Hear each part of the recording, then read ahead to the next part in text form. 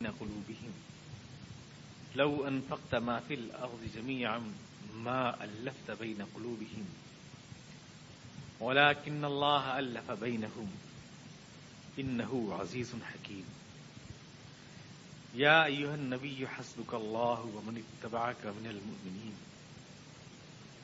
يا أيها النبي حرض المؤمنين على القتال إن يكن منكم 20 صابرون يغلبوا 200 وإن يكن منكم 100 يغلبوا 1000 من الذين كفروا بأنهم قوم لا يفقهون الآن خفف الله عنكم وعلم أن فيكم ضعفا فإن يكن منكم 100 صابرة يغلبوا 200 وإن يكن منكم 1000 يغلبوا 2000 بإذن الله والله مع الصابرين صدق اللہ علیہ وسلم. اور اے رسول علیہ الصلوۃ والتسلیم، اگر وہ لوگ صلح و سلامتی کی طرف مائل ہوں تو تم بھی اس کے لیے آمادہ ہو جاؤ اور اللہ پر بھروسہ رکھو، کیونکہ وہ سب کچھ سنتا اور سب کچھ جانتا ہے. اگر وہ تم کو دھوکہ دینا چاہیں گے تو اللہ تمہارے لیے کافی ہے، اسی نے تمہاری مدد کی ہے، ہاتھ مضبوط کیے ہیں اپنی مدد کے ساتھ، اور مسلمانوں سے اس نے تمہاری مدد کی ہے، اور اس نے ان کے دلوں میں محبت ڈال دی ہے. تم اگر دنیا کی ساری دولت بھی خرچ کرتے تو ان کے دل آپس میں ملا نہیں سکتے تھے، لیکن یہ اللہ ہے جس نے ان کے دل ملائے ہیں. یقیناً وہ طاقتور ہے اور وہ حکمت والا ہے. اے رسول، تمہارے لیے تو اللہ کافی ہے، اور وہ تھوڑے سے مسلمان جو تمہارے ساتھ ہیں وہ تمہارے لیے بہت ہے. اے رسول، مسلمانوں کو جنگ پر ابھارو. اگر ان میں سے 20 ہوں گے جمنے والے وہ 200 پر بھاری ہو جائیں گے. اگر ان میں سے 100 ہوں گے جمنے والے وہ 1000 پر بھاری ہو جائیں گے کفار کی قوم پر، اور یہ اس لیے کہ انہیں شعور نہیں ہے. اور اب اللہ تمہیں کنسیشن دے رہا ہے کیونکہ وہ جان رہا ہے کہ تمہارے اندر کمزوری آ رہی ہے. تو اگر تمہارے 100 ہوں گے جمنے والے تو وہ ان کے 200 پر غالب آئیں گے، اور اگر تمہارے 1000 ہوں گے جمنے والے تو وہ ان کے 2000 پر غالب آئیں گے، اور یہ اللہ کے حکم سے، کیونکہ اللہ صبر کرنے والوں کا ساتھ دیتا ہے. وَإِن جَنَحُوا لِلسَّلْمِ، اگر وہ کفار تمہاری طرف صلح کا ہاتھ بڑھائے، فَاجْنَحْ لَهَا، تم بھی ان کے لیے جھک جاؤ. وَتَوَكَّلْ عَلَى اللَّهِ، اور اللہ پر بھروسہ رکھو. پچھلی آیات کو پہلے آپ ذہن میں تازہ کر لیں. اللہ تعالیٰ نے ارشاد فرمایا تھا اگر تمہیں کسی قوم کی طرف سے اندیشہ ہے کہ وہ عہد شکنی کر سکتی ہے تو اس قوم سے جو تمہارا معاہدہ ہے اس کو اٹھا کر اس کے منہ پر مار دو. تم بھی رحیم علیہ سوا، کیونکہ اللہ تعالیٰ کو وہ لوگ پسند نہیں ہیں جو عہد کر کے توڑ دیتے ہو، جو خائن ہو. وہ خدا کو پسند نہیں ہے، لہذا ان کے ساتھ کوئی نرم گوشہ نہیں ہونا چاہیے. اس کے بعد اللہ نے ارشاد فرمایا تھا کہ ان کے خلاف جتنی بھی طاقت تم فراہم کر سکتے ہو فراہم کرو. خدا تعالیٰ نے طاقت کا لفظ بولا تھا، وَأَعِدُّوا لَهُم مَّا اسْتَطَعْتُم مِّن قُوَّةٍ. طاقت تلوار یا تیر نہیں، اس لیے کہ تلوار اور تیر آنے والے زمانے کے ہتھیار نہیں ہیں، اور قیامت تک آنے والی جو مار کا آرائی ہے اس میں تلوار اور تیر ہی کام نہیں آنے والے ہیں، بلکہ یہ لڑائی تو مختلف انداز اختیار کرے گی. اگر میدان جنگ کی بات ہے تو یہ راکٹ اور میزائل سے ایٹم بم بھی ہو سکتے ہیں، اور اگر میدان جنگ سے باہر مقابلے کی بات ہے تو یہ لٹریچر، قلم، یونیورسٹیز اور کالجز بھی ہو سکتے ہیں. جو بھی طاقت تم ان کے خلاف فراہم کر سکتے ہو وہ ان کے خلاف فراہم کرو. من قوتٍ اللہ تعالیٰ نے حالت نکرہ میں استعمال فرمایا، یعنی ہر ایک طاقت جو ان کے خلاف استعمال ہو سکتی ہے، جس کی ضرورت ہے وہ تم فراہم کرو. تو اللہ تعالیٰ کے الفاظ کا اعجاز دیکھیں آپ کہ خدا تعالیٰ نے الفاظ وہ اختیار فرمائے ہیں جو قیامت تک ہمارے کام آ سکتے ہیں، جن سے ہمیں رہنمائی مل سکتی ہے. من قوت، طاقت جس کی ضرورت ہو. آج کے زمانے میں سب کچھ میدان جنگ میں طے نہیں ہوتا ہے، بہت کچھ نظریات کی دنیا میں بھی طے ہوتا ہے. ذہن بدل دیے جاتے ہیں کتابوں کے ذریعے، لٹریچر کے ذریعے. کلچرل اٹیک بھی ہوتا ہے، تہذیبی حملہ ہوتا ہے. تمام ہتھیار ہیں یہ، تعلیم کے ذریعے ذہن بدل دیے جاتے ہیں، یونیورسٹیز میں کالجز میں ذہن بدل جاتے ہیں، لوگ اپنی ملت کے بے وفا ہو جاتے ہیں، دوسروں کے ساتھ وفادار ہو جاتے ہیں۔ اللہ تعالیٰ یہ فرما رہا ہے ان کے مقابلے کے لیے ہر طاقت فراہم کرنا یہ تمہارا فرض ہے۔ جس میدان میں بھی وہ تمہارے پر حملہ آور ہیں اس میدان میں تم اپنی طاقت فراہم کرو، اعدوا لهم ما استطعتم من قوة، اور جنگی طاقت بھی فراہم کرو، ومن رباط الخیل ترہبون به عدو اللہ وعدوکم وآخرین من دونہم لا تعلمونہم اللہ یعلمہم۔ تمہاری ان چیزوں سے فائدہ یہ ہوگا کہ جو تمہارے دشمن پوشیدہ جن کو تم جانتے نہیں، جو تمہارے سامنے نہیں ہیں، وہ بھی اس سے رک جائیں گے، تمہاری دشمنی سے خوفزدہ ہو جائیں گے، اور جو کچھ بھی تم اللہ کی راہ میں خرچ کرو گے وہ لوٹ کر تمہاری طرف ہی جائے گا۔ وما تنفقوا من شيء في سبيل الله يوفى إليكم، اللہ کو اس میں سے کچھ ملنے والا نہیں ہے، اللہ کو تمہاری کسی چیز کی ضرورت نہیں ہے۔ جو صلاحیتیں تم جمع کر رہے ہو، جو طاقت تم اکٹھی کر رہے ہو، جو پیسہ تم خرچ کر رہے ہو، سب کا پورا پورا فائدہ صرف تمہیں کو ملے گا اور کسی کو نہیں۔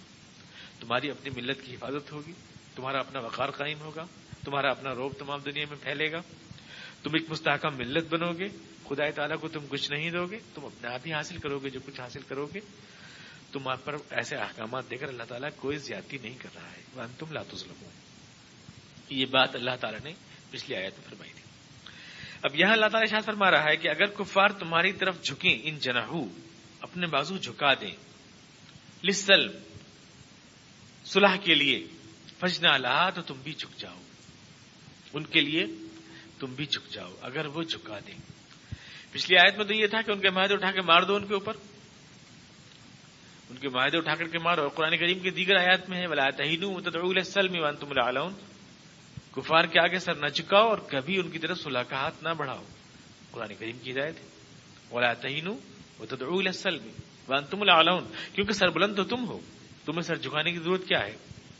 تو قرآن کریم نے ابھی پچھلی آیت میں کہا کہ ان کے معاہدے اٹھا کے ان کے منہ پہ مار دو، اور پھر یہاں فرمایا کہ جھک جاؤ اگر وہ جھک رہے ہیں صلح کے لیے۔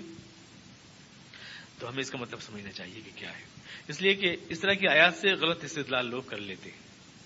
اسلام صلح کا دین ہے، اسلام صلح کا مذہب ہے، اسلام صلح کی تعلیم دیتا ہے، اس کا مطلب یہ ہے کہ اگر کوئی معافی مانگ رہا ہے تو اس کو معاف کر دینا چاہیے، وہ جھک رہا ہے صلح کی طرف، جس کا مطلب یہ ہوتا ہے کہ مثال کے طور پر مسجد کی شہادت کے بعد معافی مانگنے کے لیے گھومتے پھر رہے ہیں سرکاری اہلکار، جھک تو رہے ہیں، جھک رہے ہیں، لہٰذا ان کی معافی قبول کر لینی چاہیے، صلح کے لیے ہاتھ بڑھا رہے ہیں اس پر ہاتھ کو قبول کر لینا چاہیے، اس ہاتھ کو تھپڑ میں تبدیل نہیں کرنا چاہیے بلکہ مصافحے میں بدل دینا چاہیے۔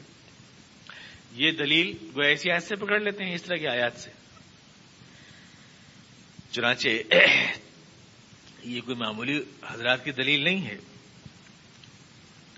ہندوستان کی ایک مشہور درسگاہ جس سے فتاوی لوگ لیتے ہیں، ابھی 14 شعبان کو، پچھلی 14 شعبان کو اسی بھی جو گئی ہے، اس میں صاحب ختم بخاری شریف وہاں پر ہوتا ہے، تو ختم بخاری شریف ہوا اور نرسمہا راؤ جی کے جو ہے سیکریٹری مسٹر شرما جی وہاں گئے، اور وہاں پر جو ہے مقرر صاحب نے جو کہ شیخ الحدیث بھی ہیں اتفاق سے یہ فرمایا کہ کوئی اگر صلح کا ہاتھ بڑھا رہا ہے تو اس کے آگے ہمیں اسلام جو ہے کوئی لڑائی کا مذہب نہیں ہے۔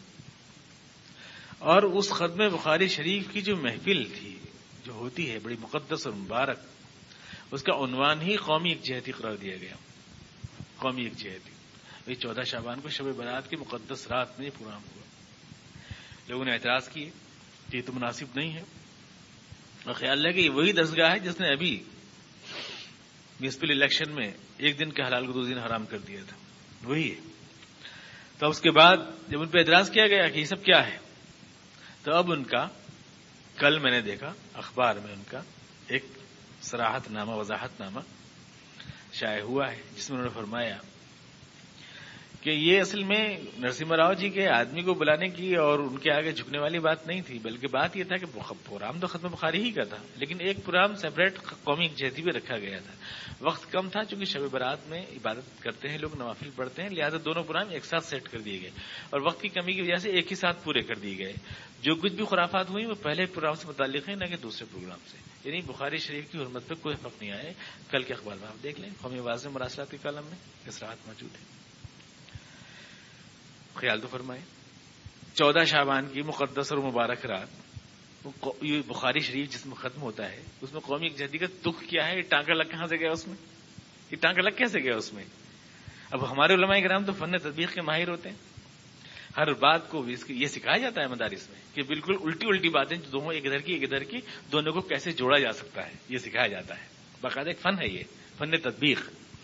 کہ کوئی ایک آدمی کہہ رہا ہے رات اور دوسرا کہہ رہا ہے دن، تو ان دونوں کو کیسے اکٹھا کیا جائے کہ اصل میں یہ عصر کے وقت کے بعد کا تذکرہ کر رہا ہے، سورج ڈوبنے سے پہلے کا. یہ فن سکھایا جاتا ہے.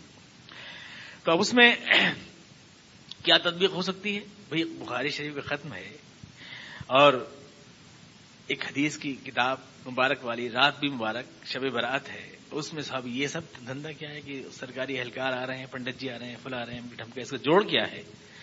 تو اس کا جوڑ لگا سکتے ہیں، تطبیق دے سکتے ہیں، اور ماہر ہیں اس فن کے ماہر ہیں، کہہ سکتے ہیں کہ ایک امام بخاری کے نام کو استعمال کیا جاتا ہے قومی یکجہتی کو خراب کرنے کے لیے، تو ہم دوسرے امام بخاری کا نام استعمال کر رہے ہیں قومی یکجہتی کو صحیح سیٹ کرنے کے لیے. ایک امام بخاری جو ہے قومی یکجہتی کو نقصان پہنچا رہا ہے، تو دوسرا امام بخاری جو ہے قومی یکجہتی کا پرتیک بن کے آئے گا. اس لیے یہ فن تطبیق ہے، لہٰذا اس لیے ہم نے ایک رات میں اکٹھا کر دیا، یہ کہہ سکتے ہیں. تو یہ جو چیز ہے یہ غلط ہے بالکل. اسلام جو بات کہہ رہا ہے یہاں وہ یہ نہیں ہے کہ بس مسلسل دوسرے کے چہرے تکتے رہو،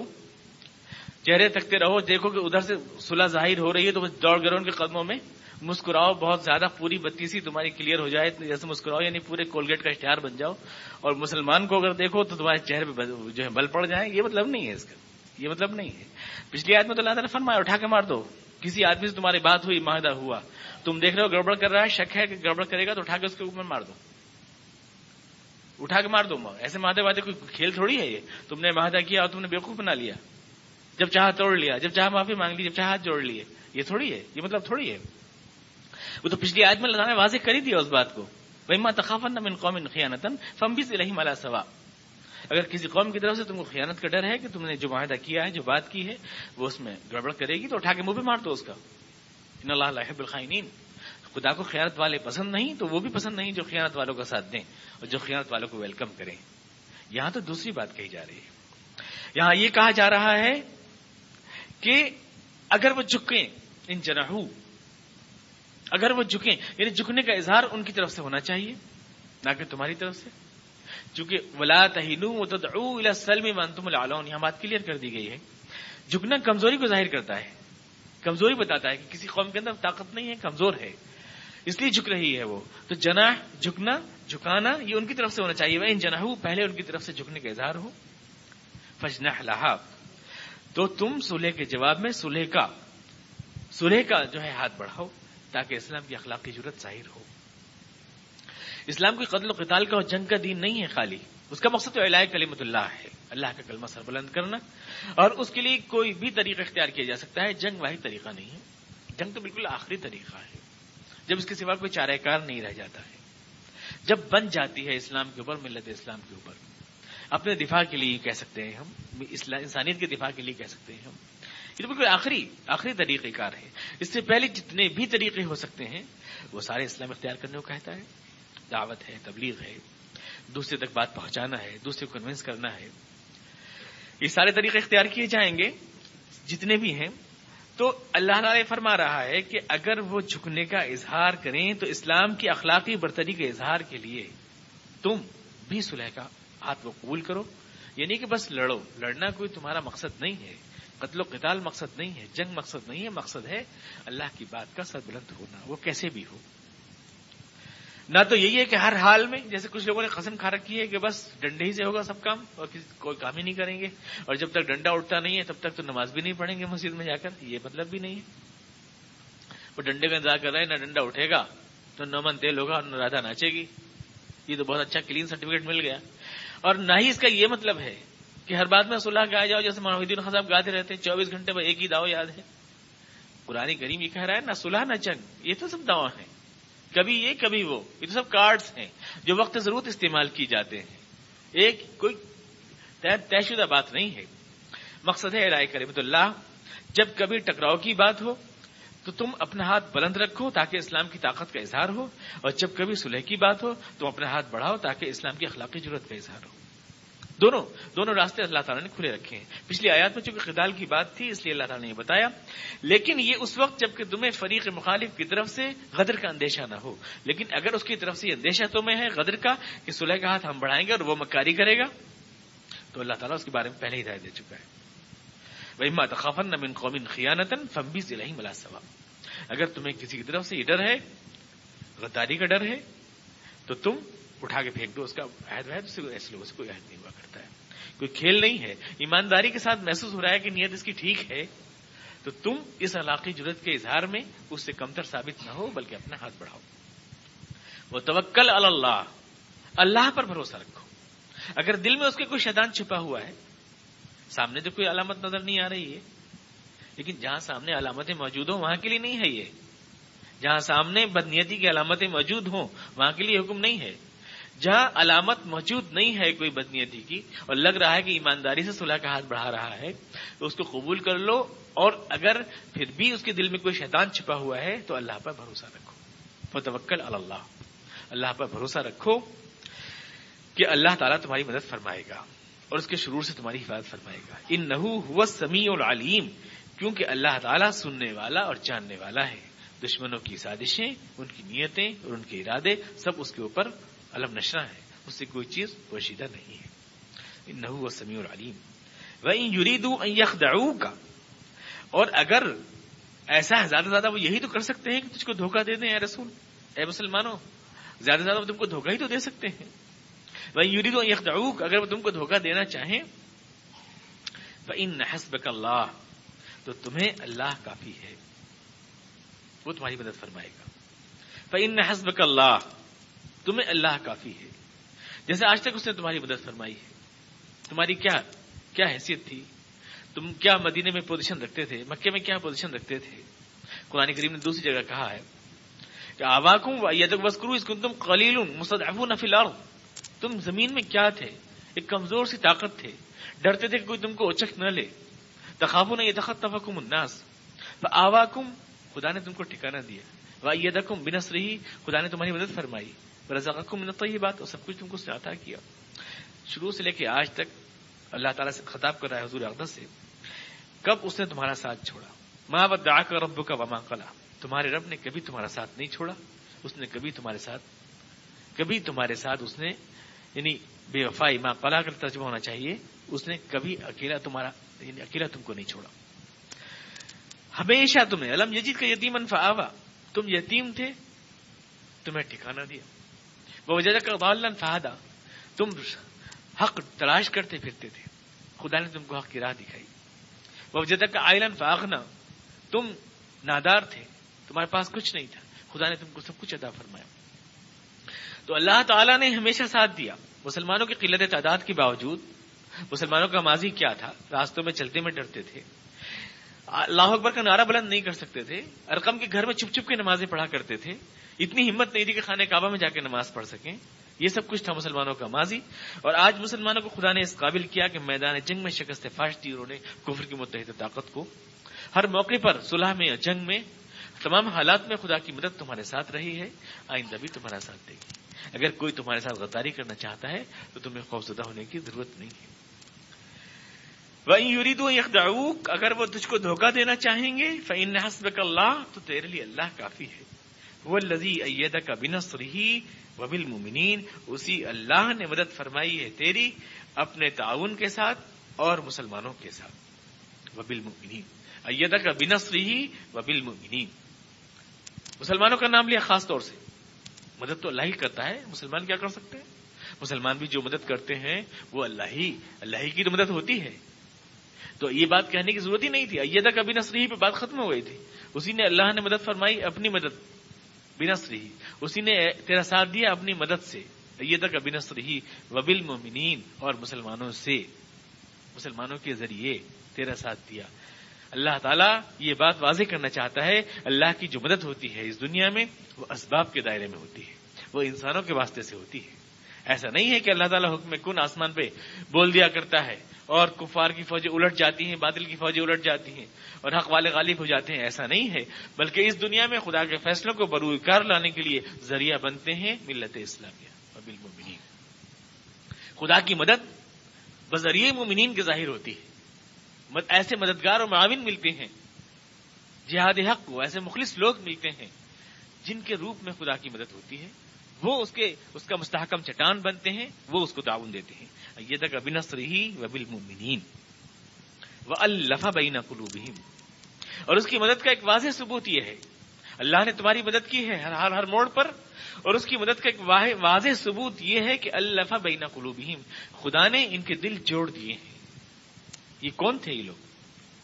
ان کے دیوتا الگ تھے، ان کی قومیں الگ تھیں، ان میں آپس میں لڑائیاں تھیں، سینکڑوں سال میں لڑائیاں چلا کرتی تھیں، ایک دوسرے کے خون کے پیاسے تھے، نسلیں الگ تھیں، قبیلے الگ تھے، ان کے ہر قبیلے کا بت الگ تھا، دیوتا الگ تھا، ان کا عبادت گاہیں الگ تھیں، ان کی دشمنیاں نسل سے چل رہی تھیں، ان کی اوس اور خزرج کے جو قبائل مدینے میں رہتے تھے ایک دوسرے کی شکل دیکھ نہیں سکتے تھے. یہ اللہ کی مدد ہی تو تھی کہ اس نے ان کے دل ملا دیا، ان کو ایک مستحکم طاقت بنا دیا، ان کو اسلام کا محافظ بنا کے کھڑا کر دیا. جو ایک دوسرے کا خون بہاتے تھے، گردنیں جن کی ایک دوسری گردن کاٹتے تھے، وہ آج اسلام کے لیے تلوار لے کے کھڑے ہو گئے. خدا نے تمہاری کھلا مدد کی کہ نہیں کی؟ کس نے ان کے دل پلٹے؟ کس نے ان کی ماہیت قلب کی؟ کس نے ان کی جذبات کی تربیت کی؟ کس نے کی؟ الف بین قلوبہم. دنیا میں اعلیٰ مقاصد نہ ہو، اگر چھوٹی چھوٹی باتوں کے لیے بھیڑ اکٹھا کر لینا مشکل نہیں ہے. نوٹنکی ہو رہی ہو کہیں تو لوگ اکٹھے ہو جائیں گے. کوئی بات بھی ہے، سڑک کے اوپر جو ہے ٹیلی ویژن چل رہا ہوتا ہے تو اچھی خاصی بھیڑ ہوٹلوں پہ اکٹھی ہو جاتی ہے دیکھنے کے لیے. بھیڑ اکٹھا کرنا کوئی کارنامہ نہیں ہے، کوئی کارنامہ نہیں ہے. بھیڑ اکٹھی ہو جاتی ہے، ذلیل ترین مقاصد کے لیے بڑی بڑی ریلیاں ہو جاتی ہیں، بڑے بڑے لوگ اکٹھے ہو جاتے ہیں. لیکن اعلیٰ مقاصد کے لیے، انسانیت کی فلاح کے لیے اپنی جان و مال قربان کرنے والے لوگ آسانی سے نہیں مہیا ہوا کرتے. وہ ایک جماعت، ایسا قافلہ مرتب ہو جائے، ذلیل مقاصد کے لیے نہیں، آنکھوں کی لذت کے لیے نہیں، کانوں کی لذت کے لیے نہیں، بلکہ انسانیت کی فلاح و بہبود کے لیے ایک قافلہ اپنی جان پہ کھیل جائے اور مرتب ہو جائے اور اپنی پچھلی ساری دشمنیاں بھلا دے، یہ اللہ کی مدد کے بغیر نہیں ہو سکتا ہے. وَأَلَّفَ بَيْنَ قُلُوبِهِمْ. اور پھر دوسرا اشارہ اللہ تعالیٰ یہ دے رہا ہے کہ الف، فاعل چونکہ اللہ تعالیٰ ہے، ملانے والی طاقت خدا کے دین کی طاقت ہے. جب کبھی بھی اتحاد ہوگا، اتحاد کی حقیقی اتحاد منافع کی اور مفادات کی بنیاد پر نہیں ہو سکتا ہے. حقیقی اتحاد ہمیشہ دین کی بنیاد پر ہو سکتا ہے. قرآن کریم دوسری جگہ فرمایا وَاعْتَصِمُوا بِحَبْلِ اللَّهِ. اکٹھے ہو جاؤ، مضبوط ہو جاؤ، بحبل اللہ، اللہ کی رسی کے ساتھ. یعنی اللہ کی رسی وہ چیز ہے، قرآن اور دین جو اللہ کی رسی ہے، یہ وہ چیز ہے جو اعتصام پیدا کرتی ہے، جو جماعت بناتی ہے، جو حقیقی تالیف قلب پیدا کرتی ہے، جو حقیقتاً دلوں کو جوڑتی ہے. وہ چیز صرف، ورنہ اور چیزیں جو ہیں جھوٹے نعرے، سوشن کی بات، نیلے پیلے جھنڈے، روٹی کپڑے اور کسان کے نعرے، مکان کے نعرے، یہ دلوں کو جوڑ نہیں سکتے. ان سے سچے دل جوڑنے تھے، یہ جھوٹے نعرے ہیں، ان سے سچی اجتماعیت نہیں پیدا ہوتی ہے. اسی لیے تو ہے آج اکٹھے ہوتے ہیں، کل کو جدا ہو جاتے ہیں. ہندوستان کی سیاسی پارٹیاں دیکھیں، یہ سب جمع ضرب کا کھیل ہے، جمع کثر کا کھیل ہے. 2 4 اور 4 میں سے 2 نکلے تو پھر 2، یہ چلتا رہتا ہے. اکٹھے ہو جائیں گے، الیکشن سے پہلے سارے اکٹھے ہو جائیں گے، فرنٹ بن جائے گا، کوئی تیسرا فرنٹ، کوئی دوسرا فرنٹ بن جائے گا، سارے اکٹھے ہو جائیں گے. جیسے چوری سے پہلے سارے چور اکٹھے ہو جاتے ہیں، اور اس کے بعد جب مال بڑھنے کا نوبت آتا ہے تو چوروں میں جھگڑا شروع ہو جاتا ہے، جو آج بعد منتشر ہو جاتے ہیں. یہی ہوتا ہے. اسی قرآن کریم نے کہا تحسبہم جمیعا وقلوبہم شتیٰ. کفر والے تمہیں بظاہر ایک نظر آئیں گے، لیکن ان کے دل آپس میں پھٹے ہوئے ہوں گے، کیونکہ ہر ایک کے تو مفادات ہیں، ہر ایک کو تو گھوٹالہ کرنا ہے، ہر ایک کو تو اکاؤنٹ کھولنا ہے سوئٹزرلینڈ کے اندر، ہر ایک کو تو حوالے کے اندر یہ پیسہ لینا ہے. کوئی چینی کا کباڑا، کوئی ٹیلی فون کا کباڑا، کوئی شیئرز کا کباڑا کر ہی رہا ہے، ہر ایک کو اپنا موقع.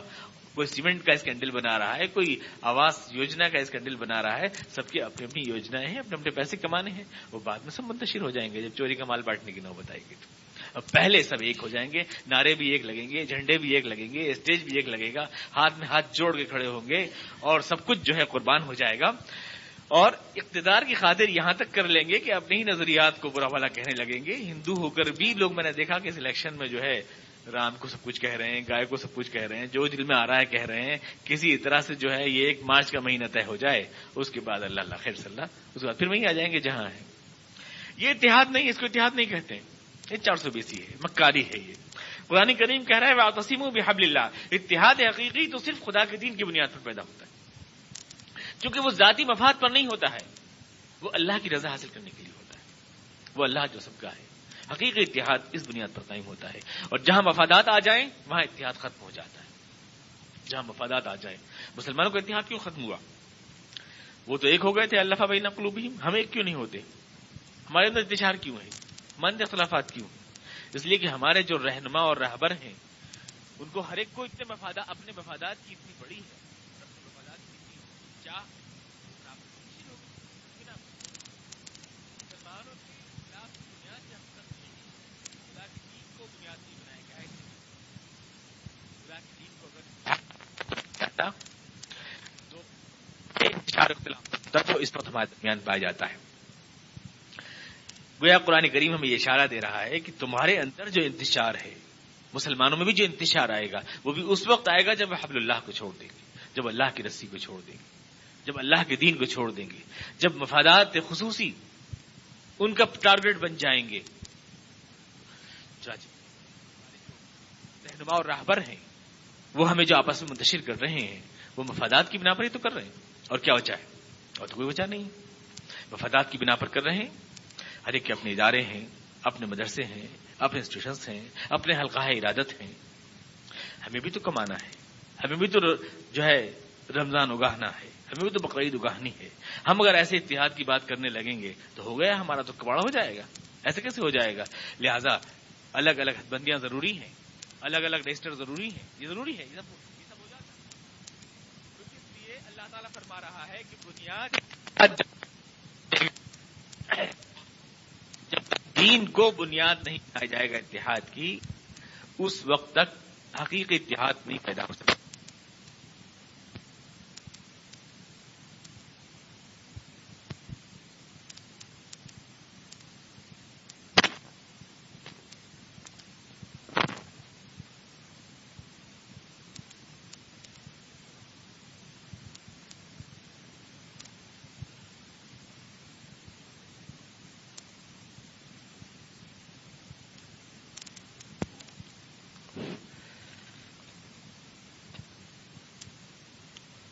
تو میرا یہ سلسلہ گفتگو جو ہے بیچ میں سے ڈسٹرب ہو گیا. میں عرض کر رہا تھا کہ قرآن کریم یہ اشارہ دے رہا ہے کہ اتحاد کی بنیاد ہے اللہ کا دین، اور اگر آپس میں اتحاد نہیں ہے، اتفاق ہے، انتشار ہے، افتراق ہے، اس کا مطلب یہ کہ اللہ کے دین کو فراموش کر دیا گیا ہے اور مفادات کو سامنے کر لیا گیا ہے. اس کا صاف مطلب یہ ہے اللہ کے یعنی واعتصموا بحبل اللہ جمیعا ولا تفرقوا. اس آیت کا صاف اشارہ ہے جب کبھی بھی اعتصام نہیں رہے گا مسلمانوں میں تو اس کا مطلب یہ کہ وہ حبل اللہ سے وابستہ نہیں رہے، اللہ کے دین سے وابستہ نہیں رہے بلکہ اپنے مفادات سے وابستہ ہو گئے. چاچے وہ ہم اپنے آنکھ سے دیکھ رہے ہیں. مسلمانوں کو متحد کرنے کا راستہ جو میری سمجھ میں آتا ہے وہ یہی آتا ہے. ہمارا جو انسٹیٹیوشن ہے، جو رہنما ہمارے ہیں اور جو قائد اور راہبر ہیں ہمارے، ظاہر بات ہے وہ علماء کرام ہیں. ان کو نیگلیکٹ کر کے اس قوم کی تعمیر کا خواب نہیں دیکھا جا سکتا ہے. لیکن علماء کرام کی جب اچھی قیمت لگ رہی ہے باطل کی بارگاہوں میں تو انہیں کیا مار پڑی ہے کہ یہاں 5-5 روپے کی خاطر آپ کو جو ہے وان کی گائیڈ کریں اور رہنمائی کریں. ضرورت کیا پڑی ہے انہیں؟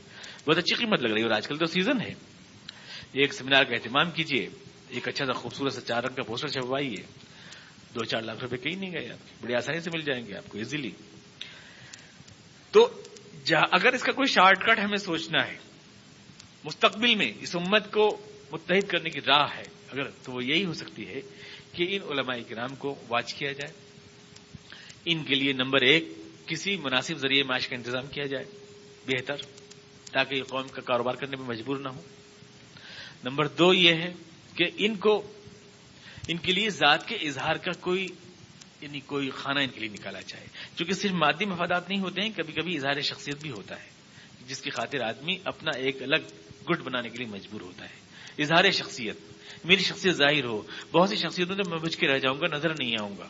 ایک بہت بڑے وشال اس میں بن کے قطرہ بن گیا سمندر میں، تو میں کہاں اس کے اندر میں چھپ جاؤں گا. تو اظہار شخصیت کے لیے جو ہے ایک ان کے لیے کوئی انسٹیٹیوشن ہونا چاہیے. پہلی بات. دوسری بات یہ، ایک تو ان کے لیے ذریعہ معاش کا انتظام ہو، اور ایک ان کو ان کی ذات کے اظہار کے لیے کوئی پلیٹ فارم ملنا چاہیے تاکہ ہر ایک اپنی ذات کا اظہار کر سکے کہ میرے برابر کوئی نہیں ہے، ہم چمندی کرے نیست. یہ دوسری چیز یہ ضروری ہے. اور تیسری چیز یہ ضروری ہے کہ ان کو تحریک شعور بخشا جائے. افتراق یعنی ان کو جو تعلق اپنے مسلک سے، اپنے گروہ سے اور اپنی جماعت سے ہے، اس کے بجائے یہ تعلق اللہ سے، اس کے رسول سے اور دین اسلام سے، ملت اسلام سے ہو جائے. تحریک تربیت کی ان کی ضرورت ہے، تحریک شعور کی ان کی تربیت کی ضرورت ہے، جس کے لیے ایک پریشر گروپ بنانا پڑے گا. ہمیں نوجوان ہی ایکشن کر سکتے ہیں. یہ ایک پریشر گروپ بنائیں گے, یہی دباؤ ڈالیں گے اور یہی ایسا ماحول پیدا کریں گے کہ جہاں وہ شخصیتیں قابل احترام نہ رہیں جو مسلمانوں کو آپس میں لڑائیں مفادات کی بنیاد پر, اور احترام ان شخصیتوں کا کیا جائے جو اتحاد کی بات کریں اور جو دل جوڑنے کی بات کریں. ایسا ذہن نوجوانوں کو پیدا کرنا ہوگا اور دوسروں کے اندر اس ذہن کو پھیلانا ہوگا. یہ ساری چیزیں کرنا پڑیں گی ہم کو کہ سب سے پہلے ان کے لیے ذریعہ معاش کا انتظام, پھر ان کی اظہار ذات کا انتظام, پھر ان کی تربیت اور دین کی صحیح فکر اور سارے وہ فلسفے اور نظریے جو ہمارے اندر کوتاہ فکری پیدا کرتے ہیں, ہمیں چھوٹا چھوٹا اس میں دائروں میں بانٹ دیتے ہیں, چھوٹے چھوٹے خانوں میں ہم کو بانٹ دیتے ہیں. غلط وہ نظریے جو ہمیں ہاتھ پہ ہاتھ بیٹھ کے ہاتھ توڑنا سکھاتے ہیں, ہمیں کچھ کریں نہیں, ہم ایکشن نہ کریں, عمل نہ کریں, بیٹھے بیٹھے سارا کام ہو جائے, سارے ان نظریوں کے خلاف بھی ہم کو جہاد کرنا ہوگا. ایسے سارے نظریات کے خلاف انہیں ہمیں مٹانا ہوگا, واش کرنا ہوگا. تب ہم اس اتحاد ملنے کا خواب دیکھ سکتے ہیں, جس کی بات تو بہت لوگ کرتے ہیں لیکن ہوتا نہیں. ہوتا یہ نہیں کہ اس کا صحیح پروسیس نہیں اختیار کیا جاتا. صحیح پروسیس یہ ہے, علماء کو بھی نظر انداز کر نہیں سکتے ہیں اس لیے کہ اس کے علاوہ کوئی اور انسٹیٹیوشن نہیں ہے جو عوام کی رہنمائی کرے. ان کو نظر انداز کر نہیں سکتے ہیں, لہذا انہی کو واچ کرنا ہے. اور واچ یہ کرنا ہے کہ ان کی احترام بھی. یونائی کی خبر ہے تو ایسا کیوں ہے, یہ کردار کیوں؟ درسگاہوں میں یہ ماحول ہم دیکھتے ہیں تمام سب, یعنی اخلاقی اعتبار سے انتہائی گرا ہوا ماحول کیوں ہے دینی درسگاہوں میں؟ ایسا کیوں ہے؟ اس لیے کہ اس کو ایک فن بنا دیا, علم حاصل کرنا ہے اور باہر جا کر اس کو کیش کرنا ہے. یہ کچھ نہیں, یہ فن نہیں ہے, فن نہیں ہے. یہ تو اللہ سے تعلق مضبوط کرنا اور بندگان خدا کرنے اپنی ذمہ داری ادا کرنے کا ایک راستہ ہے, ایک طریقہ ہے. پہلے اپنی تربیت ہونی چاہیے, اپنا ذہن بننا چاہیے, اپنے دل و نظر پاک ہونے چاہیے, اور اس کے بعد پھر ہم دوسروں کو پاک کرنے کے لیے اٹھیں گے تو ہی یہ قوم تعمیر ہو سکتی ہے. اس کے بعد کہاں ہو سکتی ہے؟ میں تو کہتا ہوں اگر میرے ہاتھ میں ان کے کورس کی کام دے دیا جائے, یعنی کورس سیٹ کرنے کا, تو سب سے پہلے احادیث نبویہ میں سے کتاب الرقاق اور کتاب الاخلاق جو حضور کی جو ہے اللہ سے جوڑنے کی اور دعوات, کتاب الاذکار و دعوات, یہ سب سے پہلے پڑھائی جائے. اللہ سے جوڑنے والی حدیثیں, دلوں کو اللہ کے لیے نرم کرنے والی, آخرت کا یاد دلانے والی, یہ ساری احادیث پہلے پڑھائی جائے. اور آج کل جو پڑھائی جاتی ہے سب سے پہلے وہ کتاب الحیض والنفاس والطہارہ پڑھائی جاتی ہے. سب سے پہلے خواتین کے مسائل جو ہیں ازبر رٹائے جاتے ہیں, تو وہیں سے گاڑی الٹ جاتی ہے. چھوٹے چھوٹے بچے جب وہاں سے شروع ہوتے ہیں تو کہاں ذہن و نظر پاکیزہ رہے ہیں, کہاں ذہن و دل پاکیزہ رہے. حقیقت یہ ہے. اور پورا سال تو کتاب و طہارت میں ہی گزر جاتا ہے, ان چیزوں کی تو نوبت ہی نہیں آتی.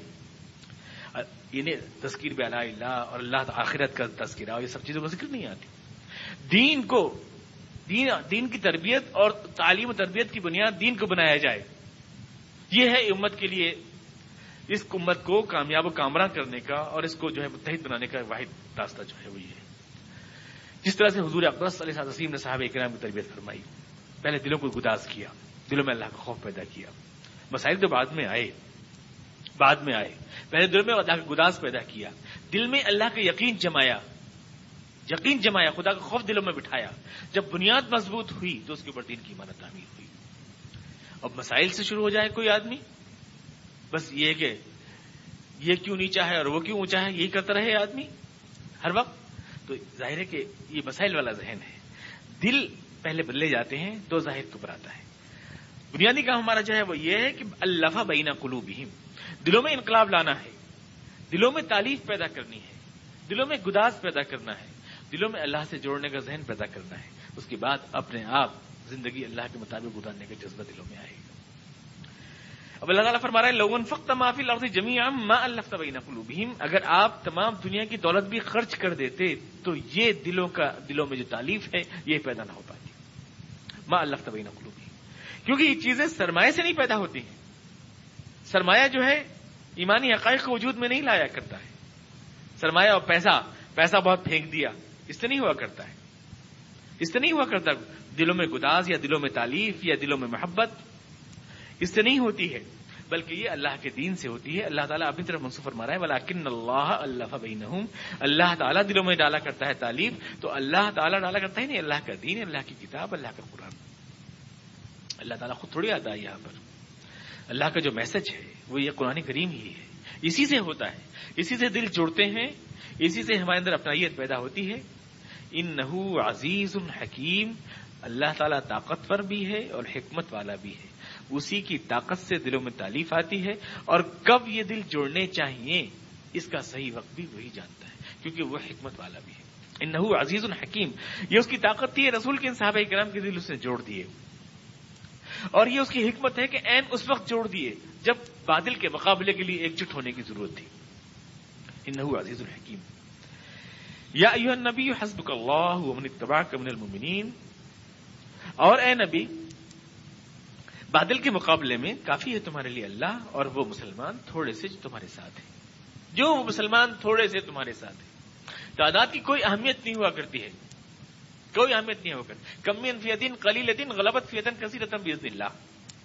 اسلام کے ہاں اس لیے اقلیت اور اکثریت کی کوئی اصطلاح نہیں ہے.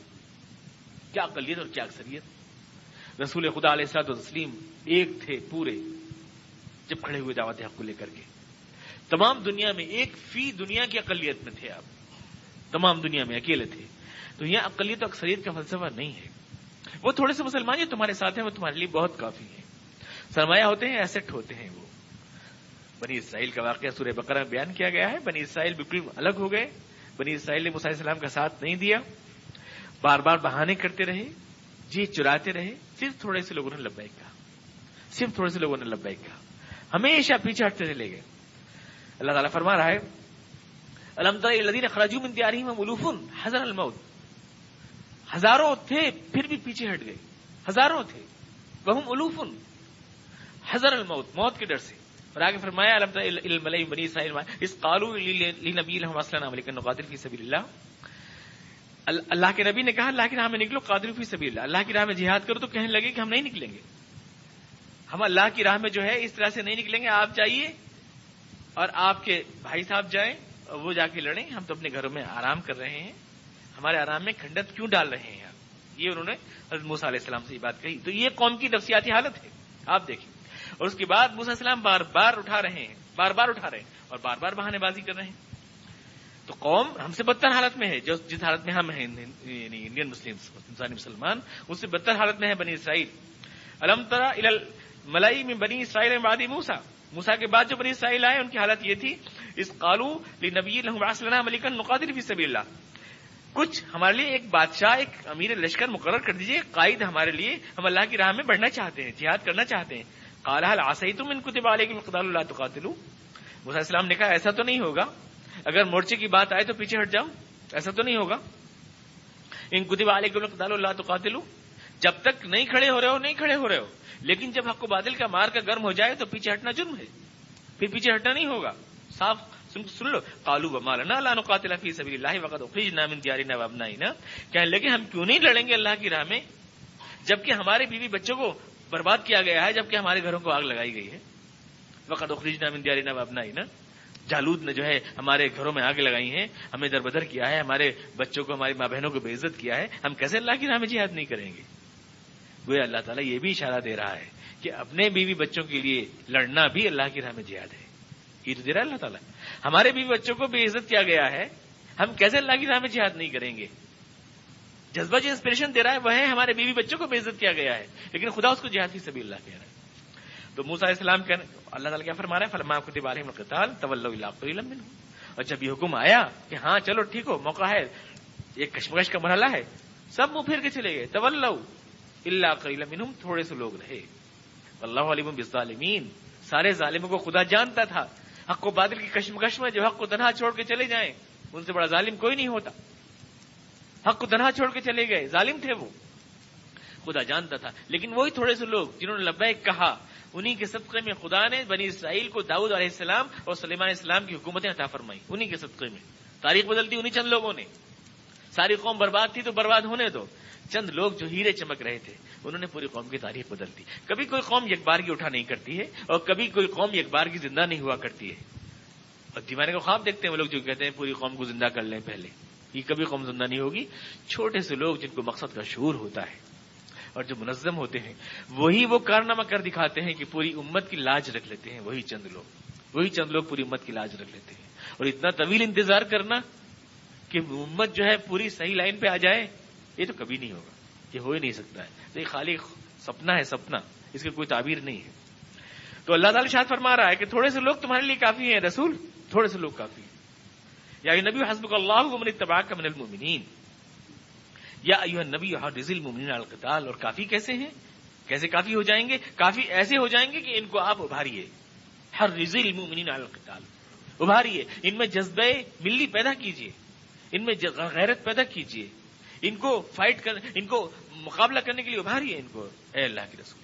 حرض المؤمنین علی القتال ان یکم منکم 20 صابرون یغلبوا 200، 20 بھی اگر یہ ہوں گے تو 200 پر غالب آئیں گے، 20 بھی اگر یہ ہوں گے تو 200 پر غالب آئیں گے۔ قرآن کریم ایک بہت بڑی نفسیاتی حقیقت کو بتا رہا ہے۔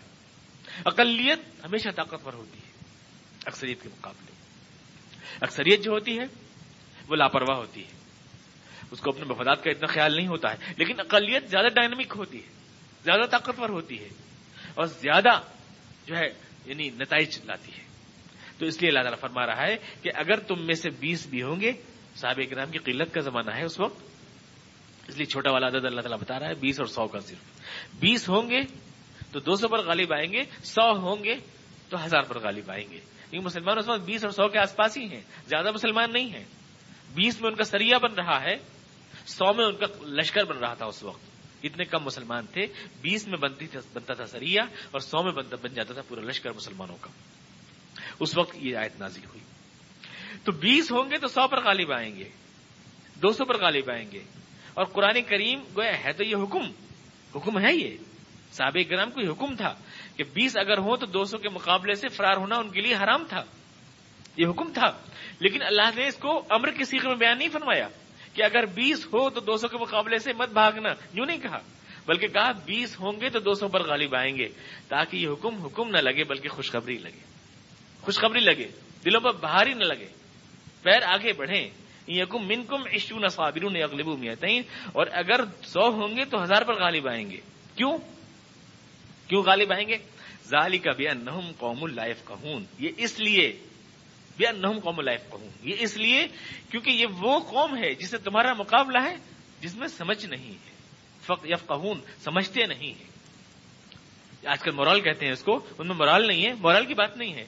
یہ قرآن کریم کا جو لفظ ہے یہ زیادہ پرفیکٹ ہے، زیادہ ایگزیکٹ ہے، یعنی ان کو اپنے کوئی سمجھ نہیں ہے۔ جس آدمی کو اپنے مقصد کی سمجھ ہو، مقصد کا شعور ہو، جو یہ جانتے ہو کہ ہماری زندگی عارضی ہے، جو یہ جانتا ہو کہ اس کے بعد آخرت کو آنا ہے، جو یہ جانتا ہو کہ یہاں کی مشکلات کے انعام ہمیں خدا سے لینا ہے، جو یہ جانتا ہو کہ ہمارے کلمے کو دنیا میں سربلند ہونا ہے اور ان کو دنیا میں نگوسار ہونا ہے، جس کو یہ ساری باتیں معلوم ہیں اور جس کو یہ ساری سمجھ ہے، اس کا کون مقابلہ کر سکتا ہے اور اس کو کون ہرا سکتا ہے؟ ان کے پاس کوئی مشن نہیں ہے، تمہارے مخالفوں کے پاس کوئی ٹارگٹ نہیں ہے، کوئی مشن نہیں ہے، کوئی انڈرسٹینڈنگ، کوئی سمجھ نہیں ہے ان کے پاس، لہذا ان کے پاس کوئی طاقت نہیں ہے۔ تمہارے پاس تو مشن ہے، مقصد ہے، ایک انڈرسٹینڈنگ ہے، لہذا تمہارا مولا جتنا مضبوط ہوگا، جتنا اونچا ہوگا، اتنا ان کا نہیں ہو سکتا ہے، لہذا تم 20 ہو کر بھی ان کے 200 کو ہراؤ گے اور تم 100 ہو کر بھی ان کے 1000 کو ہراؤ گے۔ ذالک بانہم قوم لا یفقہون۔ اب دوسری آیت قرآن کریم کی آ رہی ہے جو اس کی بعد نازل ہوئی جبکہ صحابہ کرام کافی تعداد میں ہو گئے۔ الآن خفف اللہ عنکم، خدا تعالیٰ اب تم کو کنسیشن دے رہا ہے۔ وعلم ان فیکم ضعفا، کیونکہ وہ جان رہا ہے اس بات کو کہ اب تم میں کمزوری آ رہی ہے۔ کیوں کمزوری آ رہی ہے؟ اب مسلمان بڑھ رہے ہیں، اب تعداد بڑھ رہی ہے، قلت کا دور ختم ہوا ہے، اب سینکڑوں کی تعداد میں مسلمان ہو رہے ہیں، لہذا اب لشکر 100 کا بن رہا ہے، سریہ 100 کا بن رہا ہے اور لشکر 1000 کے بن رہے ہیں۔ اگر تمہارے 100 ہوں گے تو 200 پر غالب آئیں گے، 1000 ہوں گے تو 2000 پر غالب آئیں گے۔ اب بات 100 میں اور 1000 میں ہو رہی ہے کیونکہ مسلمانوں کی تعداد بڑھ رہی ہے۔ جب تعداد بڑھ رہی ہے تو اسی اعتبار سے ان کی جو ہے ڈائنامک فورس بھی کم ہو رہی ہے، اسی اعتبار سے۔ السابقین جو تھے مسلمانوں کے، ان میں جو عزم تھا، جو صبر تھا، جو حوصلہ تھا، وہ ان بعد میں آنے والوں میں نہیں ہے اس درجے کا، بعد میں آنے والوں میں اس درجے کا نہیں ہے۔ لوگ کہتے ہیں ساتھ منسوخ ہے، یہ آیت نے اس آیت کو منسوخ کر دیا۔ اب جو ہے یہ والی آیت ہے کہ ہم دگنے پر غالب آئیں گے، اب یہ والی آیت آ گئی، منسوخ کر دیا۔ بارہا میں 10 میں اس بات سے آپ سے عرض کر چکا ہوں، قرآن کریم کی کوئی آیت منسوخ نہیں ہوا کرتی ہے، ایسا فضول کی بات ہے۔ قرآن کریم کی آیت منسوخ ہونے کا سوال ہی نہیں ہے۔ منسوخ کیوں ہوگی قرآن کریم کی آیت؟ یہ خدائے رحیم و کریم کا کلام ہے کہ کسی ارے غرے ایکس وائی زیڈ کا کلام ہے یہ منسوخ ہونے لگے گا؟ یہ کینسلیشن کا کیا سوال ہے؟ اس میں کوئی سوال نہیں ہے۔ یہ تو اللہ تعالیٰ یہ فرما رہا ہے۔ یہ دو حالات ہیں، ان حالات میں جبکہ السابقون الاولون، جب ابوبکر اور عمر کا دور ہے، جب یہ حضرت ابوبکر صدیق، حضرت عمر فاروق رضی اللہ عنہ اور یہ اجلہ صحابہ آئے ہیں، ان کا جو ایمانی طاقت ہے، ان کی جو ایمانی حرارت ہے، اور جب مسلمان قلت میں ہیں، ان کے اندر جو جوش اور جذبہ ہے دنیا سے ٹکرا جانے کا، جب بڑی تعداد میں آئے ہیں تو ہر ایک دوسرے کی طرف دیکھ رہا ہے کہ یہ کرے گا کچھ. جب 20 ہے، ایک آپ کسی شادی میں ایک پہ ذمہ داری ڈال دیجئے تو کتنا کام کرے گا؟ سب کچھ مجھے ہی کرنا ہے، بھاگا پھرے گا، مشین بن جائے گا. اور آپ 20 آدمیوں پہ ذمہ داری ڈال دیں تو سب ایک دوسرے کو دیکھنے لگیں گے، سارا کام بگڑ جائے گا. تعداد بڑھتی ہے تو احساس اکثریت پیدا ہوتا ہے، اور احساس اکثریت ہمیں لاپرواہ کرتا ہے. وہ بات نہیں رہتی جو پہلے تھی. تو چونکہ مسلمانوں کی تعداد بڑھ گئی ہے، لہذا دوسرے حالات ہیں، لہذا خداوند قدوس یہ کنسیشن اس لیے دے رہا ہے کہ اب السابقین کا بوجھ کم کیا جا رہا ہے، کیونکہ اب تعداد بڑھ گئی ہے، ساتھ دینے والے بہت سے آ گئے ہیں. اب تم برابر کی چوٹ دے سکتے ہو، دگنی چوٹ دے سکتے ہو، لہذا اب ان کا بوجھ کم کیا جا رہا ہے. یہ کینسلیشن نہیں ہے، یہ حالات کی تبدیلی ہے. اب اس وقت آپ نے بلب بجھا دیا ہے، رات یہاں جلا ہوا تھا بلب، تو بلب کینسل ہو گیا، بلب منسوخ ہو گیا. یہ کہنا کتنا غلط بیوقوفی کی بات، بلب منسوخ تھوڑے ہو گیا. حالت بدل گئی، بلب کی ضرورت رات تھی، آج نہیں ہے. جب مسلمانوں کی ایمانی حالت وہ ہوگی جو سابقون اولون کے مسلمانوں کی تھی، اور وہ احساس اقلیت بیدار ہوگا، اور وہ مقصد کا شعور، مقصد کا فہم ہوگا، تو 100 مسلمان 1000 پر بھاری ہوں گے. اور جب اس جوش ایمانی میں کمزوری آئے گی اور کمی آئے گی تو مسلمان دگنوں پر بھاری ہوں گے. یہ ہے، اس میں کوئی کینسلیشن کا سوال نہیں ہے. یہ الگ الگ نفسیاتی کیفیت کی بات ہے. تو اللہ تعالی ارشاد فرما رہا ہے کہ اگر تم میں 100 ہوں گے تو وہ 200 پر، اور 1000 ہوں گے تو 2000 پر غالب آئیں گے. لیکن شرط کیا ہے کہ صبر، میاتن صابرہ، صبر ضروری ہے. اللہ کی مدد بقدر صبر ہوا کرتی ہے. جتنی ہمارے اندر ول پاور ہے، جتنی جمنے کی طاقت ہے ہمارے اندر، اسی اعتبار سے خدا کی مدد آیا کرتی ہے. وہ خدا کی مدد اسباب کے دائرے میں آتی ہے. صبر جتنا آپ دکھائیں گے اتنی خدا کی مدد آئے گی، اتنا ہی آپ خدا سے حقدار بنیں گے. مشکلات کے مقابلے میں جتنی صحیح پلاننگ آپ کریں گے اسی کے مطابق خدا کی طاقت آپ کے ساتھ آئے گی. وَإِن يَكُن مِّنكُمْ أَلْفٌ يَغْلِبُوا أَلْفَيْنِ بِإِذْنِ اللَّهِ وَاللَّهُ مَعَ الصَّابِرِينَ. اور خدا صابروں کا ساتھ دیا کرتا ہے. قرآن کریم کی ایک انداز تعبیر ہے. قرآن کریم جب اللہ تعالیٰ کی ساتھ دینا بتاتا ہے تو 2 الفاظ بولتا ہے. کہیں تو بولتا ہے ان اللہ مع الصابرین، اور کہیں کہ ان اللہ یحب المحسنین، ان اللہ یحب المؤمنین، خدا ان کو پسند کیا کرتا ہے. یہ 2 الفاظ الگ الگ ہیں. خدا تعالیٰ مومنین کو پسند کرتا ہے، خدا تعالیٰ مجاہدین کو پسند کرتا ہے. قرآن کریم میں کہیں نہیں ہے ان اللہ مع المجاہدین، نہیں ہے اللہ تعالیٰ مجاہدوں کے ساتھ ہے. یہ نہیں ہے، یہ نہیں ہے قرآن کریم میں اللہ تعالیٰ مجاہدوں کے ساتھ ہے. ایسا قرآن میں یعنی تعبیر نہیں اختیار کی گئی ہے اللہ تعالیٰ مسلمانوں کے، بلکہ اللہ تعالیٰ مجاہدوں سے محبت کرتا ہے. اللہ تعالیٰ محبت کرتا ہے. ان اللہ یحب المحسنین، ان اللہ یحب المتقین. اور یہ کہا ان اللہ مع الصابرین، خدا صابروں کا ساتھ دیا کرتا ہے، جس کا صاف اشارہ یہ ہے صبر کرنے والی طاقت چاہے مسلمان ہو یا غیر مسلم، خدا ہر ایک کا ساتھ دیا کرتا ہے. ان سے خدا محبت نہیں کیا کرتا ہے، خدا ان سے محبت نہیں کیا کرتا ہے، لیکن صبر کرنے والی طاقت، جمنے والی طاقت، صحیح پلاننگ کرنے والی طاقت اگر غیر مسلم بھی ہے تو خدا اس کا بھی ساتھ دیا کرتا ہے. یہ خدا کا عام اصول ہے ان اللہ مع الصابرین، کہ خدا صبر والوں کا ساتھ دیا کرتا ہے. اگر ہوتا ان اللہ یحب الصابرین تو دوسری بات ہوتی، تو پھر کافر بھی محبت کے دائرے میں آ جاتے خدا تعالیٰ کی. لیکن یہاں اللہ تعالیٰ صرف معیت کا وعدہ کر رہا ہے، محبت کا وعدہ نہیں فرما رہا ہے. خدا تعالیٰ بقدر، اور یہ خدا نے اسباب رکھے ہیں، بس ایمان ہمارے اندر وہ اسٹیمنا پیدا کرتا ہے، وہ صبر کی طاقت، وہ ول پاور پیدا کرتا ہے. دیگر نظریات کے مقابلے میں ایمان کہیں زیادہ ہم کو مضبوط بناتا ہے، اس میں کوئی دو رائے نہیں ہے. لیکن اگر مسلمان اپنے آپ کو مومن کہے جائیں اور اس سے محروم ہو جائیں قوت صبر سے، اور کفار حالانکہ ایمان سے محروم ہو لیکن اپنی صحیح پلاننگ کریں اور جمے رہیں، تو نتائج ان کے حق میں بھی جا سکتے ہیں اور مسلمانوں کے خلاف بھی جا سکتے ہیں. اور اس میں کوئی استحالے کی بات نہیں ہے. تلوار اللہ نے دی ہے اور اس کو یہ حکم دیا ہے کہ کاٹے. کس کے ہاتھ میں بھی ہوگی؟ آپ کے ہاتھ میں ہوگی تو، اور اس کے ہاتھ میں ہوگی تو. ایک ہی حکم ہے اس کا. یہ نہیں کہ آپ کے ہاتھ میں آ کر تو وہ بن جائے گی تلوار اور ان کے ہاتھ میں جا کر کے بن جائے گی وہ پھولوں کی چھڑی. ایسا نہیں ہے. ایک اصول ہے اللہ تعالیٰ کا اور ہر جگہ وہی کار فرما ہے. واللہ مع الصابرین. ایمان والے کامیاب اس لیے ہوا کرتے ہیں کہ اللہ کے اوپر یقین سے بڑی طاقت دنیا میں ہے ہی نہیں کوئی. نفسیاتی طاقت، ذالک بانہم قوم لا یفقہون.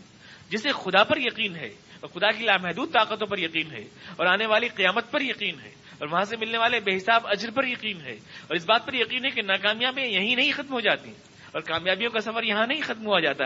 اتنی بڑی نفسیاتی طاقت اس سے ملتی ہے انسان کو کہ ایسے انسان کو کوئی ہرا نہیں سکتا ہے. یہ جو مدد اللہ تعالیٰ فرما رہا ہے یہ بھی خالص اسباب کے دائرے میں ہوتی ہے. یاد رکھیں اللہ تعالیٰ نے سنت اللہ ہے یہ بلند تجدید سنت اللہ تبدیلا. اور خدا کی سنتیں کسی کے لیے بدلا نہیں کرتی ہیں, کسی کے لیے بھی نہیں بدلا کرتی. خدا کے طریقے سب کے لیے یکساں ہیں. انبیاء کرام کے لیے خدا کے خصوصی معاملات ہوئے ہیں. انبیاء کرام کے ساتھ وہ معجزات ہیں, ان کو بیچ میں نہیں لانا چاہیے. انبیاء کرام کے ساتھ خدا کے خصوصی معاملات ہوئے ہیں مدد کے طور پر, وہ معجزات ہیں. اور معجزات جو ہے نبی کا خاصہ ہوتا ہے. اس بات کو ذہن نشین رکھیں آپ. تو یہ اللہ نے فرمایا کہ اللہ صابروں کے ساتھ ہے, لیکن مسلمان کو اللہ نے قوت صبر دی ہے اس کی ایمان کے صدقے میں. لہذا مسلمان اپنے دور زوال میں بھی اپنے سے دگنی طاقت کو شکست دینے میں کامیاب ہو جائے گا, کیونکہ دوسری قوموں کے پاس کوئی ایسا تصور ہی نہیں ہے جو ان کے پیر جما سکے. 4 دن میں یہاں پر جس کا تصور یہ ہے کہ یہاں جو عیش ہے وہ عیش ہے, بابر بیش گوشت کے عالم دوبارہ نیست, جو یہ سمجھ رہا ہے دنیا ہی میں سارا عیش ہے, یہی کھانا پینا ہے, یہی مر جانا ہے, اسے کیا مار پڑی ہے؟ اسے کیا مار پڑی ہے کہ گولی کھائے اپنے سینے کے اوپر؟ مار کیا پڑی ہے اسے؟ وہ تو اپنے اسٹینڈ کے 50,000 روپے بیچ کے آ جائے گا گھر پہ اور کہہ دے گا مجھے چھین لیا آتنکوادیوں نے, میں کیا کروں؟ وہ تو یہ کرے گا. اسے کیا مار پڑی ہے؟ وہ تو آ گئے, اسے چیمپئن پیے گا, جا کے ہوٹلنگ کرے گا, سب کچھ کرے گا دنیا میں جسے عیش کرنا ہے. لیکن جو یہ سمجھتا ہے ایک ایک چیز کا حساب, ایک ایک قطرے کا حساب مجھے خدا کو دینا ہے اور کامیابی ناکامی کا فائنل رزلٹ یہاں نہیں بننا ہے بلکہ بعد میں بننا ہے, وہ کبھی بھی جو ہے نہیں بکے گا, کسی کے ہاتھ نہیں جھکے گا. یہ طاقت جو ہے کامیاب کرتی ہے مسلمان. یہ ہے قوت ایمان جو اسباب کے دائرے میں ہے. تو یہ اصول اللہ تعالیٰ نے ارشاد فرمایا. ایک بار آپ ترجمہ اور سن لیں. اگر وہ صلح کی طرف جھکنا چاہیں تو تم بھی جھکو اور اللہ پر بھروسہ رکھو, کیونکہ اللہ سب کچھ سن رہا ہے اور سب کچھ جان رہا ہے. اور اگر وہ تم کو دھوکہ دینا چاہیں تو تمہارے لیے اللہ کافی ہے, اسی نے تمہاری مدد کی ہے اے رسول اپنے تعاون سے اور مسلمانوں کے ذریعے, اور اس نے مسلمانوں کے دل آپس میں ملائے ہیں. تم اگر دنیا کی ساری دولتیں بھی خرچ کرتے تو ان کے دل آپس میں ملا نہیں سکتے تھے. یہ اللہ تھا جس نے ان کے دل ملائے, کیونکہ وہ طاقتور ہے اور وہ حکمت والا ہے. اے نبی آپ کے لیے تو اللہ کافی ہے, اور یہ جو تھوڑے سے مسلمان آپ کے ساتھ ہیں یہ آپ کے لیے کافی ہے. اے نبی آپ مسلمانوں کو مقابلے کے لیے اکسائیے. اگر ان میں سے 20 ہوں گے جمنے والے 200 پر غالب آئیں گے, اگر ان میں سے 100 ہوں گے جمنے والے 1000 پر غالب آئیں گے. یہ اس لیے کہ وہ ایک ایسی قوم ہے جسے کوئی شعور نہیں ہے. اور اب اللہ تم کو کنسیشن دے رہا ہے کیونکہ اس کو معلوم ہے کہ اب تمہارے اندر کمزوری آ رہی ہے. تو اگر تم میں سے 100 ہوں گے جمنے والے تو اب وہ 200 پر غالب آئیں گے, اور اگر 2000 ہوں گے تو اب وہ 2000 پر غالب آئیں گے. اور اللہ صبر کرنے والوں کا ساتھ دیا کرتا ہے. کوئی سوال کرنا چاہیں آپ؟